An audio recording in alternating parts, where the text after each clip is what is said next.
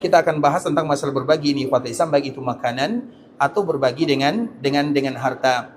Karena harus ada ingat ikhwatul Islam, ada namanya sedekah, ada namanya zakat, ada sedekah, ada zakat, ada infak, kemudian ada hadiah.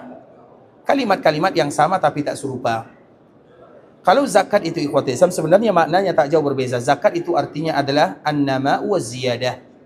Zakat itu maknanya tumbuh dan berkembang.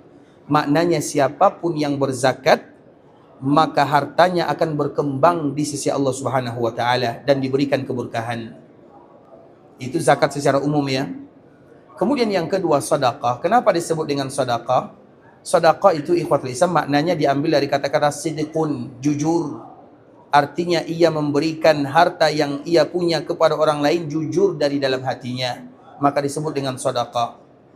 Dan orang yang bersedekah itu ikhwatul Islam, kemarin kita telah contohkan, usahakan berikan sedekah dan usahakan tak ada yang tahu kalau kita bersedekah. Karena sedekah ini adalah ibadah yang terbaik selagi kita sembunyikan. Kemudian ikhwatul Islam, infak disebut dengan nafaqah. Nafaqah itu ikhwatul Islam, infak. Infak itu hukum asalnya juga demikian. Karena ada kata-kata nafaqah. Nafak itu ikhwatul Islam, nifak. Apa makna nifak? Orang nifak itu biasanya apa ikhwatul Islam? Orang nifak itu biasanya orang macam mana? Orang nifak pergi ke fulan mengatakan A, pergi ke fulan katakan B, tak sama. Pergi ke sana katakan lain, di sini lain muka, di sana lain muka. Bukan itu orang nifak namanya? Nifak itu disebut dengan nifak. Kalau nafak itu artinya ikhwatul Islam, kita tengok di Mekah Madinah ini banyak nafaknya. Nafak itu terowongan jalan di bawah. Itu disebut dengan nafak. Makanya kalau kita pergi ke Mekah Madinah ada nafak. Nafak itu banyak karena ia jalannya di bawah. Sama dengan nifak. Nifak itu dia tak jelas. Nafakah maknanya orang yang berbagi dan orang tak tahu.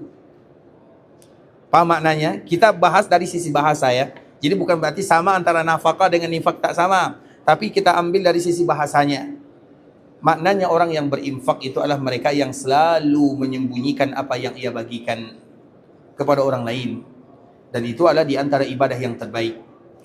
Nah, yang tiga ini ikhwatul Islam, zakat, sedekah, nafkah, itu biasanya tertuju kepada asnaf yang telah dijelaskan, kepada orang-orang fakir, miskin, dan yang sejenisnya. Kemudian yang keempat ada hadiah. Hadiah itu ikhwatul Islam boleh kepada orang kaya, boleh kepada orang miskin. Kalau hadiah boleh kepada orang kaya, boleh kepada orang miskin. Sedangkan yang tadi itu khusus kepada golongan yang telah disebutkan dalam